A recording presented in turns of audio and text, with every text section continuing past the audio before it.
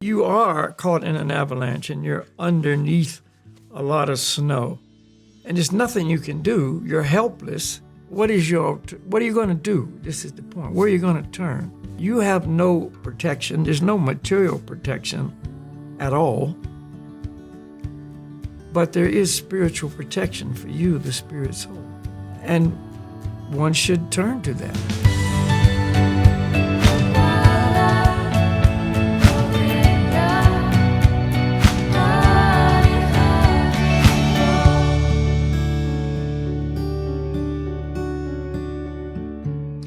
Goes to everyone. What are you going to do at the time of death? But we're kind of, targeting the people who don't think they're going to die, like the extreme athletes that are young and healthy and strong and, overcoming all kind of obstacles to do their sport. And, they make amazing videos from it and so on and so on. But, if something goes wrong, then you're in that situation and you're going to leave your body, or it's obvious, it's good chance. What are you going to do? What is your, alternative or solution, or where are you going to turn to? That kind of idea. And totally, appreciate their skills and determination and also their ability to make videos of it in very attractive ways that really shows the true reality of it. It's not a Hollywood production kind of thing. This is like a day in the life. And, it's done with great expertise. So there's so much expertise executed in all across the board, from where they decide to go, what they decide to do. They're actually performing it, and they're recording it all in such a way that they can bring it into your, living room, so to speak.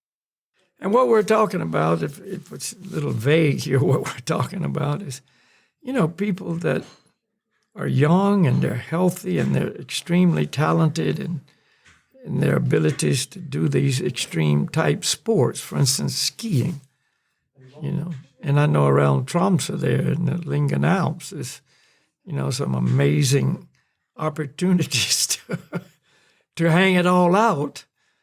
And it's being done. And throughout, the mountainous world, be it in the Alps or be it in Argentina or be it in, Alaska or America or Canada or wherever, there's a certain group of individuals that, this is their life's ambition, and they're really good at it. They ski all these extreme lines and, come home to talk about it. But, it's not just theory. That there's a lot of those guys on the highest level that didn't come home, and the list is long and growing every year, due to falls or avalanches or whatever the reason. So anyway, the point is, whether it's in that, discipline of skiing, or just like right now in the January, I think January 23rd, if I'm not wrong, but I could be, they had this big wave competition in Hawaii, Waimea Bay, and it's a particular big wave event called the Eddie Aikau event. And they only hold it when the waves are a certain height. It has to be big enough for it to even go off. So this year, on this, I think it was January 23rd, they had the biggest swell, therefore the biggest waves in this competition in history. And I don't mean just a little bit bigger, I mean far, far bigger. 40, 50-foot waves, maybe some 60-foot sets came through. Anyway, the guys that were surfing this were in this position that, any time during their ride, they could get wiped out and, stuffed on the bottom or drowned in various different ways. I mean, it's, not an impossible thing that could happen, you know. So let's say you're in any of these different positions, and you are caught in an avalanche, and you're underneath a lot of snow, and there's nothing you can do. You're helpless. What are you going to do? This is the point. What are you going to do? You can't do anything physically or externally, but you're still you, the spirit soul, inside the body. You're still thinking, you're still confronted now in a very dramatic way that this could be it. This could be the end, you know. And so what are you going to do? This is the point. Where are you going to turn? You know, there's an old saying, what are you going to do when they come for you? You know,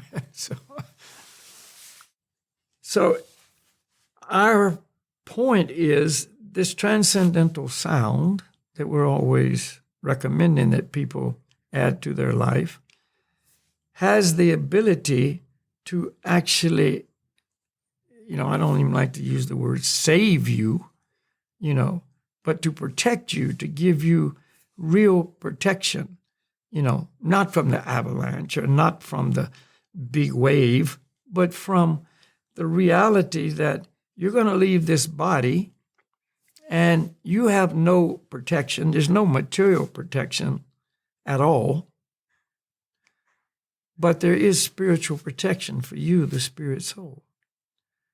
And if you chant or say or think these names, this mantra that we talk about all the time, Goranga, see, or is, you know, different names of the Supreme Person, different names, you know, that one can, you know, understand this is going to really protect me. This is some shelter here. This is where I need to turn. You can still do it because you're still in your body. Your mind is still working. You know, there's might be a moment. It might be an extended length of time. And one should turn to that, you know. And this will make a huge difference in your journey forward. You know, I don't mean just might make a difference. It's a guaranteed 100% assurance that this is going to make your forward journey much, much different and much, much better. And it will also ease the panic. It will ease the fear and the stress and all the things that are probably going to be occurring at this time. You know, I have read many accounts of people in avalanches that, you know, did survive, but when they're there, they don't know if they're going to survive or not. And they talk about the fear and the panic. And, you know, there's videos where you can hear the guy screaming, you know, and, you know, here's a big guy. He's, you know, not some seemingly, you know, soft, you know, kind of person. You know, he's a big macho guy, not afraid of anything, or I'm afraid, but I've conquered my fear kind of guy. And he's screaming, you know, like a baby. What is that going to do for you? It's not going to help at all, you know, unless somehow your rescuers, those who are coming to dig you out, can hear it somehow. But, you know, that's a long shot. Maybe, maybe not. Or maybe, you know, you got snow stuffed down your throat and you can't scream. But your mind is still there and you can scream in your mind. You can still panic completely. But if you've got this transcendental sound as your constant companion, when it happens, there's some alternative here. There's some shelter. There's some place or something to turn to. I lived in Crested Butte, Colorado. Still, that's my home base. But, you know, when I was living there, I knew a lot of these guys, you know, not the guys in the videos necessarily, the guys that are, you know, YouTube influencers or whatever, but they were guys who lived this kind of life all the time. Whitewater rafting, big stuff, or whitewater kayaking, big stuff, of course the skiing and the climbing and etc. And that's what I was telling them. I mean, they were my friends. I knew them, and they weren't so interested in doing very much in bhakti yoga, so to speak. But I was just telling them straight, and they knew what I was doing, and they trusted me, and I was just telling them, if it all comes down to that point, this is something you can do, And it says, one who calls on the name of the Lord at the time of death will, could be transferred directly to the spiritual world. I mean, this is not just some fantasy. And whether you believe in the spiritual world or not, then the truth is still there. It's not about your belief. It's about the power of this transcendental sound. And I don't have to believe it to make it work. And, so. And we've just got an example. It doesn't have to be an extreme sport person at all. Like right now, we've had that big earthquake in Turkey and Syria. And, thousands of people buried under the rubble, and they're finding people alive 12 days later, which is unbelievable. Of course, how many died? 45,000 or something. But a lot have been rescued, some days later. And that whole time, what have they got? I don't know. Maybe they had some, spiritual strength and spiritual connection, and that's where they found their shelter. But probably a lot didn't, or it wasn't strong enough to really give them that peace and that comfort. So if you've got these mantras with you and you have them all the time, if you take them into your mind and into your heart, then that's what you can do. And whether your body survives or not, you are going to survive anyway, and your forward journey will be greatly enhanced. And these earthquake victims, they had no idea that this was happening. It wasn't like they had a chance to prepare or do something to make sure. While these guys that we're referring to, if any of you are in this situation or listening, you're preparing with all this advanced knowledge of the avalanches and try to minimize the risk and prepare yourself for what might happen and bring the right gear. And so isn't it logical to also take the step that, because we're all, I've also, and you've also heard Malakia, they're speaking about this, and they're saying, we know that there's a risk and we're willing to take the risk because that's life. Life is full of risks. Yeah. But wouldn't then be logical that you, take the next step? If you say that there is a risk, and obviously you're accepting that there is a chance, a real chance that you will end up in an avalanche or somehow else end up in a very unpleasant condition that could, take your life. And they say that, like you say. I mean, they say that. Yeah, it's unique. They prepare as much as possible. I mean, they study the weather, beforehand to see if it's a good weather window, what the avalanche conditions are. They go, they dig they got all their equipment, their shovel, their probe, their beacon, maybe an airbag. They dig the snow pit to analyze the snowpack to see if it's stable or unstable. Is there a lot of tension in the snow? Is it going to propagate? All kinds of scientific, analysis to try to determine how safe or how unsafe is it, and et cetera. And they don't just go out there and wing it, just hoping for the best. I mean, they really try to prevent the unfortunate event of an avalanche and getting caught in it and so on. So if there's so much preparation for the external, why don't, as you just said, why don't we prepare for the internal? That it could happen, and if it does, against all of our, analysis and preparation and so on, which it does on a frequent basis, why don't we take with us that simple, that little tool, if you will, this mantras, these holy names. What's the harm? It doesn't cost anything. It doesn't go out of style. It doesn't break. It's always going to be there. And, it's there if you need it. Of course, if you take it with more understanding, then it'll always be there and you use it. But, like a safety equipment, like a beacon, for instance, they cost, a relative sizable amount of money. They're not free. But you buy that beacon and you learn how to use it. You do drills. You practice with your friends, a lot, with the hope you'll never have to use it. You're willing to pay a lot of money for something, and the best case scenario is you never have to use it. But these mantras, you can use them, and you should use them, and the more you use them, the better it is. So, but you don't want to have to use it in those conditions we're referring to. See?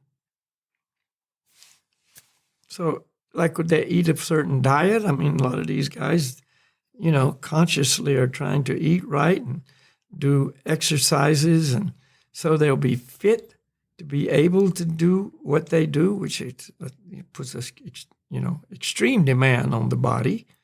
They train their mind. They do mental training, so they can overcome the fear and they can, not just make stupid decisions, and panic, and, so they're trying to be fit as possible physically and mentally. The mantras can make you fit spiritually. See? So you have to spend some time in the gym or running or training in the off season or, going frequently, on tours in the snow, so you'll be fit. So why not be fit spiritually? That can be the best fitness level you can ever achieve. And put in the time there. That's a choice. But a lot of people aren't interested in that part of it. But we're saying if the stuff hits the fan, as they say. Because the thing is, you said all these trainings and you're hoping that you're never going to use them. Well, uniquely enough, we're all going to die sooner or later. So you will have to use these tools someday. They will become handy for sure, guaranteed at some point. Right.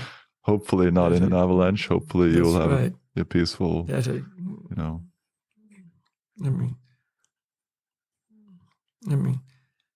a lot of people, and probably most of us, think we're going to die of old age, in a peaceful way, But the reality is very few people come to the end of their time in this body. That brings up an interesting subject, I'll modify it a little bit, but a friend of mine, had a real close connection with his grandfather and his grandmother as he grew up, which, some of us did. And so anyway, he grew up and left and went traveling, et cetera, et cetera. And during that time, his grandfather died.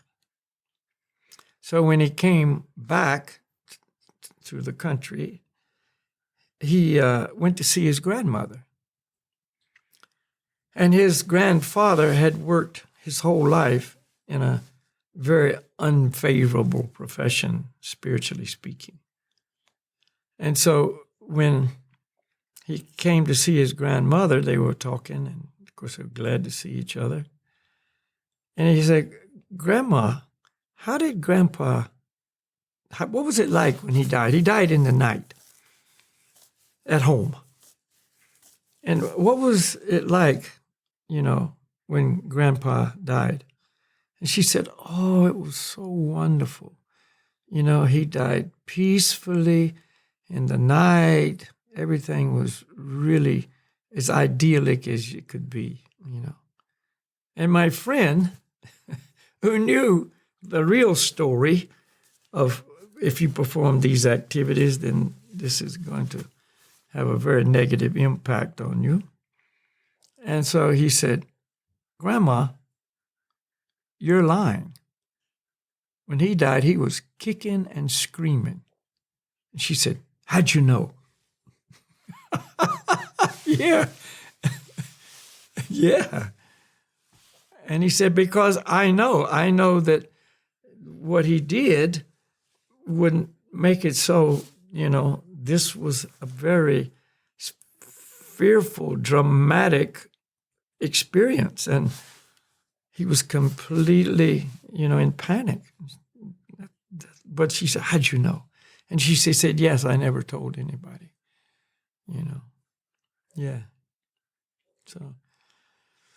So anyway, time of death is, a time that everybody is going to have to really come to the end of the story. And what are you going to do? I just heard a thing. You might be a street sweeper. No, you might be a king. You might be a street sweeper. But you're all going to have to dance with the Grim Reaper.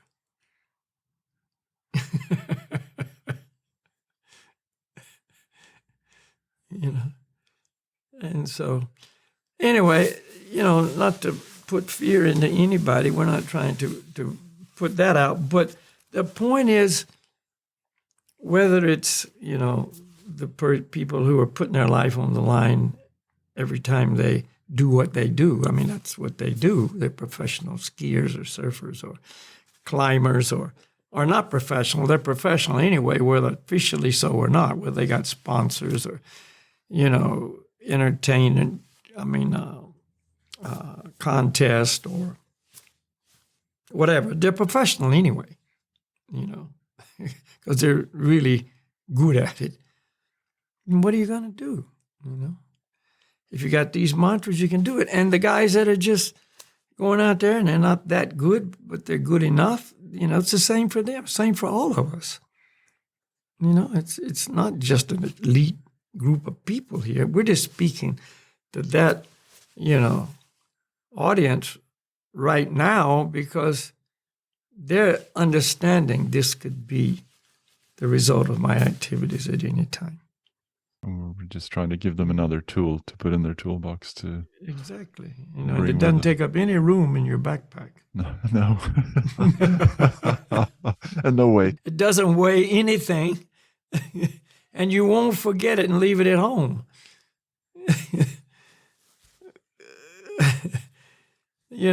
If you forget it, it's not at home. It's just you forgot it here. So the more you practice it, the more it's there, and the more you're not going to forget it. And it reminds me about something in Bhagavad Gita. There's this saying that even the tiny amount of development to this goal, or any tiny amount of success you make or progress you make, can save you from all kinds of fear. A little progress on this path will save you from all kinds of fear. So that's a real important thing to consider. We'd always say this is something to consider because not many people, consider it. For a person who is considering it, could you say something to why then would it be doing this for me? Why would it be so important? I mean, maybe someone needs a bit more of a... Well, it all goes back to the truth of who we are. We're spirit souls.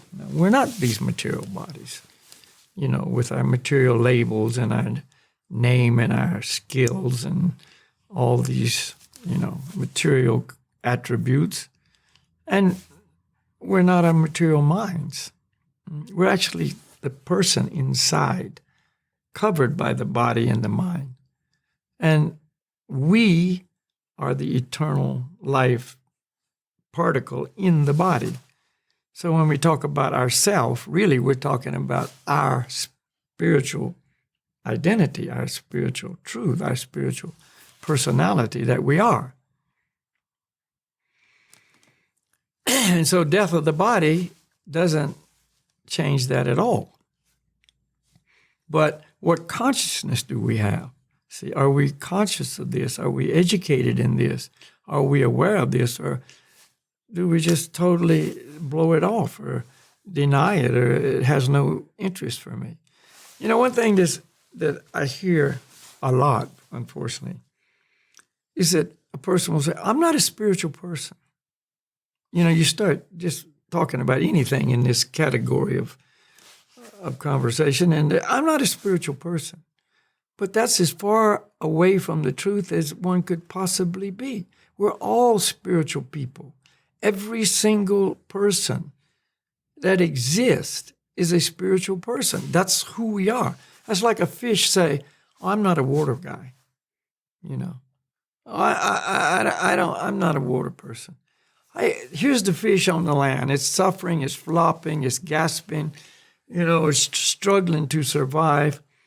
And you say, well, why don't you, you know, you're interested in the ocean's right over there. I'll even help you go there. I'll just take you over and put you. I'm not into water, man. I'm not a water guy. You know, you just go, you're nuts. You know, that's who you are. You're a fish. You're an aquatic. That's your home. So it's the same kind of absurdity when a person says, I'm not a spiritual guy. I'm not a spiritual person. You know, we're all spiritual people, but we've just forgotten it. And we've forgotten it so completely that we won't even entertain the idea of our true self. You know, I am the body. The fish says, I am a terrestrial. You're not. You don't have legs. You don't have feet. You don't have wings. You know, you can't breathe this air. This atmosphere is killing you. You know, no, I'm okay. You know, I'm all right. Don't bother me. Okay, your choice. You know.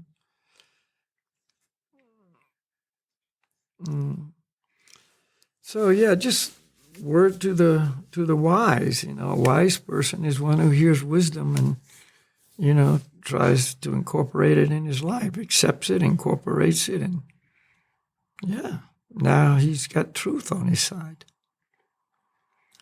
So as spiritual people, when it's time to leave the body through, you know, these, you know, accidents, they call them. There's no such thing as an accident. But anyway, or otherwise, you know, old age, whatever it is, you know, there is something we can do.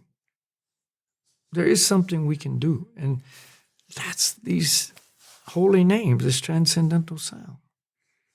You know.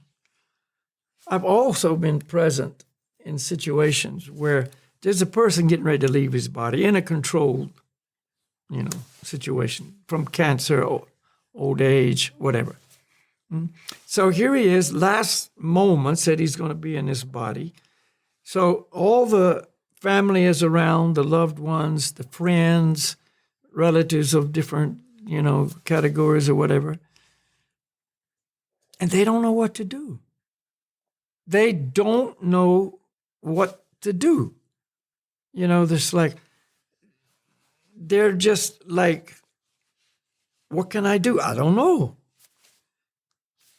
But we know what to do. You can go into that group of people and exert your knowledge to the benefit of the person getting ready to take the ultimate journey.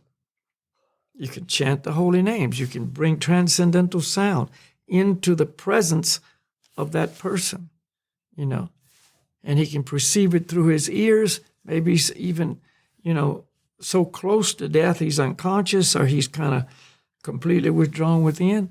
The transcendental sound will penetrate all those obstacles, you know, and purify him, the spirit soul, you know. So, you know, not only can you help yourself, but you can help other people. Let's say we're in a field situation and somebody got buried in an avalanche and you dig them out.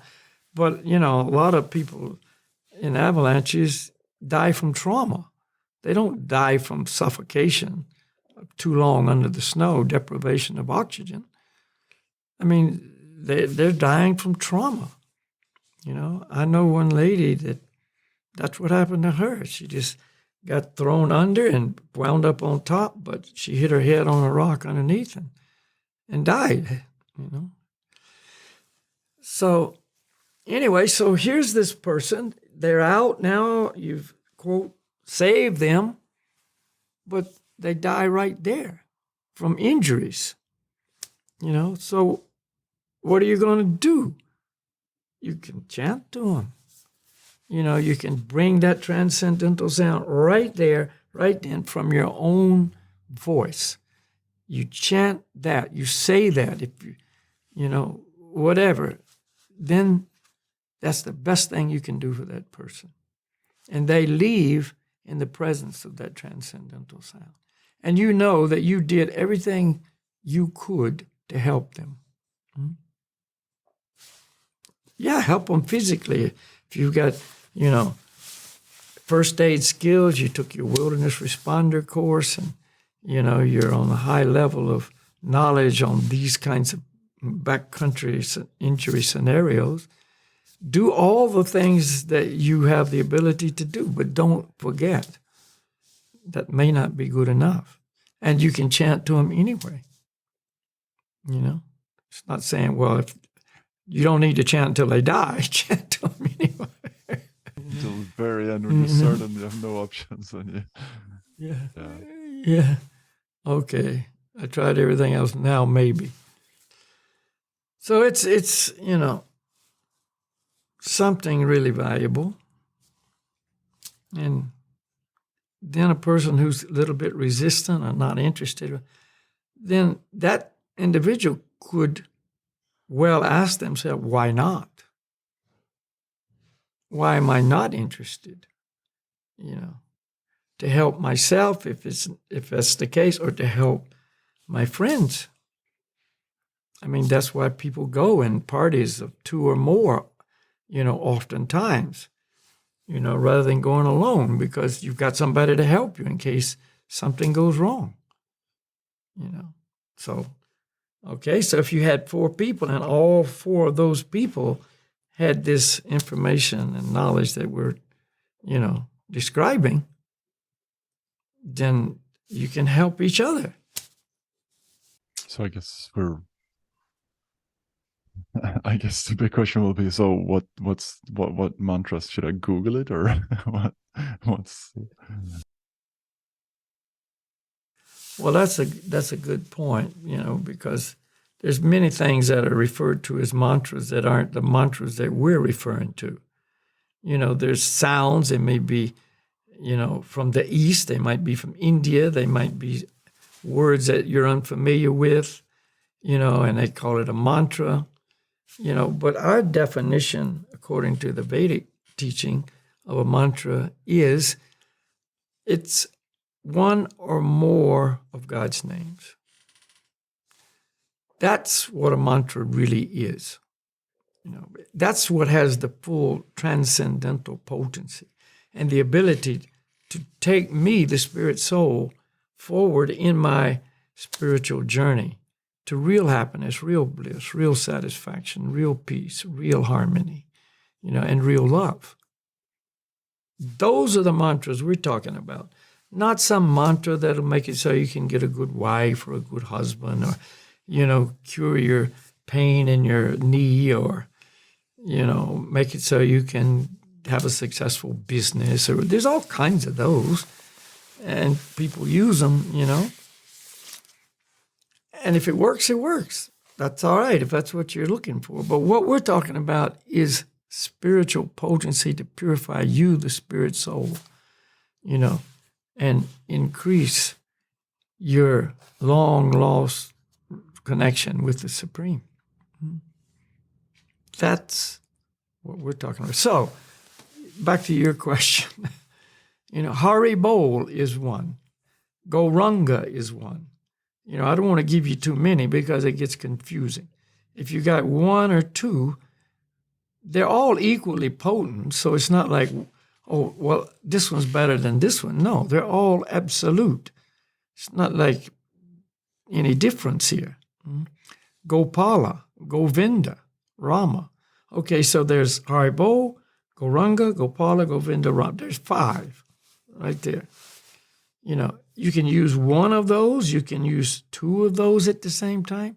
Haribo, Gauranga, Haribo, Gopala, Haribo, Govinda, Gopala, Govinda, Rama. You can have one or more in combination, and there they are. And they're not hard. They're not like, that's too hard. I can't do this. A person likes a particular song will learn every single word in that song, from start to end, So if you just have the mantra Gopala or Gauranga. Music, by the way, helps you remember. Like if you add these mantras to your favorite song and you sing it a little bit, it'll be very easy to remember. I mean, I used to sing in a choir, and I still have these songs and these texts for, 15 years ago, 20 years ago. I still have them in my mind. Yeah, that's why a lot of jingles, advertising jingles, incorporate, really, catchy music, really catchy tunes, so you don't forget it. So, yeah, so at the end of every podcast, we chant with music, Gauranga Haribo. And, if somebody remembers that, and you're in these situations, you can just say, Gauranga Haribo, Gauranga Haribo. You say, I don't have a good voice. We're not talking about a good voice here. This is not anything about a contest or quality of voice. This is about the transcendental sound. Whether you say it, whether you sing it, even if you think it, it's still potent. Maybe like I kind of referred to, sometimes it happens. In an avalanche, your mouth is stuffed with snow, or if you're underneath a 40-foot wave, you can't open your mouth and start singing, But in your mind, you can go, Gauranga Haribo, Gauranga Haribo. Yeah. And why not? The question would be, why not? So a lot of these, people in this category we're kind of focusing on have the philosophy. There was one surfer. His name was Mark Fu. This was some years ago now. He was a big wave rider, well known in Hawaii and in the big wave community. Anyway, he went to California because it was a big swell at a surf break called Mavericks, which is south of San Francisco. And so he flew over with some of his friends from Hawaii to catch the swell. It was, and it was big. And so anyway, make a long story short, he wiped out. He was thrown around, and there's a lot of rocks on the bottom. And they speculate, they don't know 100% for sure, but they speculate that his leg rope, which attaches the surfboard to your body, to your leg by a cord, so you don't lose your board. The speculation is, and it's pretty well proven, that the leg rope got tangled up in a rock or something underneath. And so he couldn't come up. It's just holding him in under. And so he drowned, And then, but the point is, he made a statement sometime before that. To get the ultimate thrill, you must be prepared to pay the ultimate price. So that was his philosophy, So, he was living by that philosophy. But had he had this other tool, he would have been, well protected by the mantra, him, the spirit soul. So he left his body anyway, but why not leave it under the most favorable spiritual conditions? in the presence of this transcendental sound. He couldn't open his mouth and chant, but he could certainly, turn to the holy names, take shelter in the holy names. Gopala, Govinda, Rama, Madana, Mohana, Haribo, Gauranga. One or more of those. And if you can't remember, contact us and we'll send you those names. We have, we have classes here in Tromsø. So if any of these guys are listening up here in Tromsø, then we have meditation classes as well. So you can come and actively practice.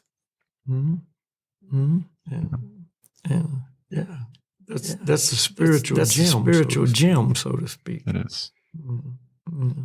Yes. And you doesn't need to be, yoga is a very, very, very nice thing as well that will help you not just to have that tool, but also, we do this brief mantra meditation in our hatha yoga sessions as well, physical yoga, but you also get the benefit of the relaxation and the strengthening and the recovery of your body and flexibility. And it's it's the ancient science that produces the most benefit for the person, physically, mentally, and spiritually. This is since time immemorable. And the wisest people of all time have used this in their life. They have molded their life with yoga. So you don't have to be a, quote, yogi in the Himalayas.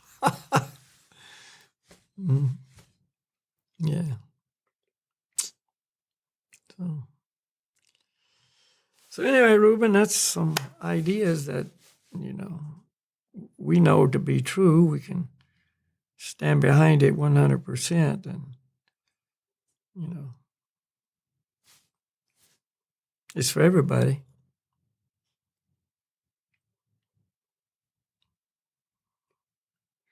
And Ruben, by the way, if anybody's in that Tromsø area, is a very, very well-versed yoga instructor. Hatha yoga, the mantra, just the overall philosophy. So, it's available.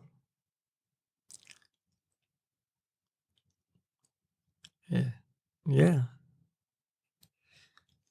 That's the thing. If you've got something really good and you're a kind person, you really want to pass it on to others. So anyway, we could go on another whole tangent. Yeah, but I think we've done, kind of covered it to the degree necessary. Any questions, please just let us know. If something we say brings up a question, great. Because it's not a big mystery. It's not a big, it's very actually step by step and very scientific. So no need to just believe blindly. Yeah. And but as you see, I guess someone can see as well. If they look at my screen, I have a guitar behind me, so that's part of what we do. What we like to do is have music. And I got a guitar right here.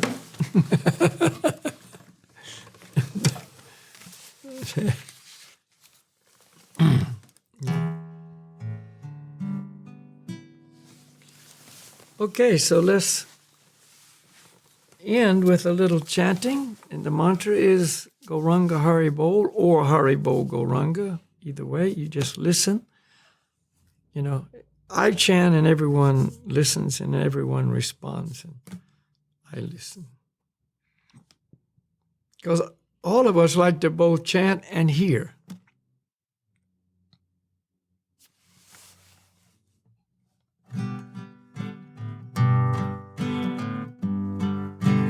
Gauranga Haribol, Gauranga Haribol.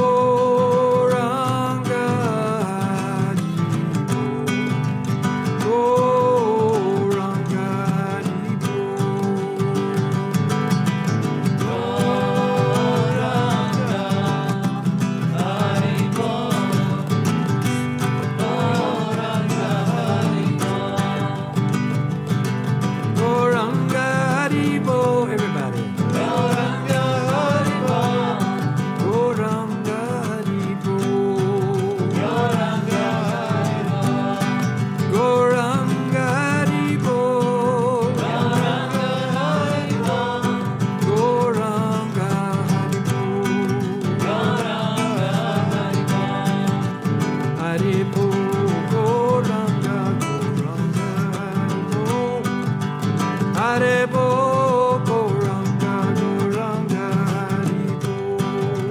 Haribo, Goranga, Goranga, Haribo. Haribo, Goranga, Goranga, Haribo. Haribo, Goranga, Goranga, Haribo. Haribo, Goranga, Goranga, Haribo. Haribo, Goranga, Goranga, Haribo.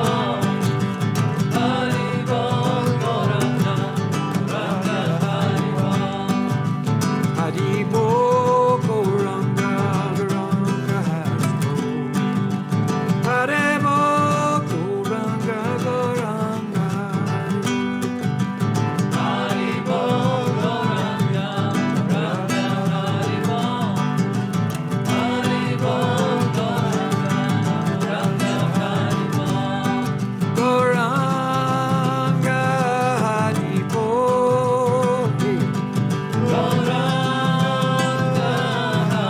Haribo.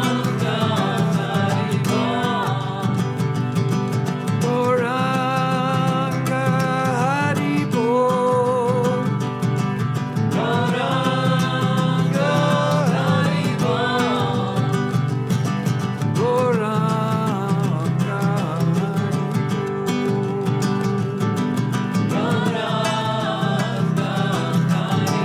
Haribo. Goranga, Haribo. Goranga, Haribo. Goranga,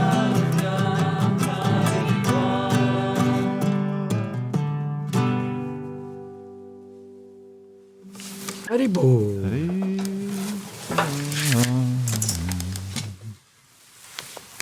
So it's just that simple.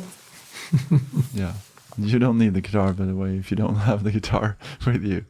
And where you go. Yeah, it's kind of hard to play in those kind of situations. Yeah, obviously. Yeah.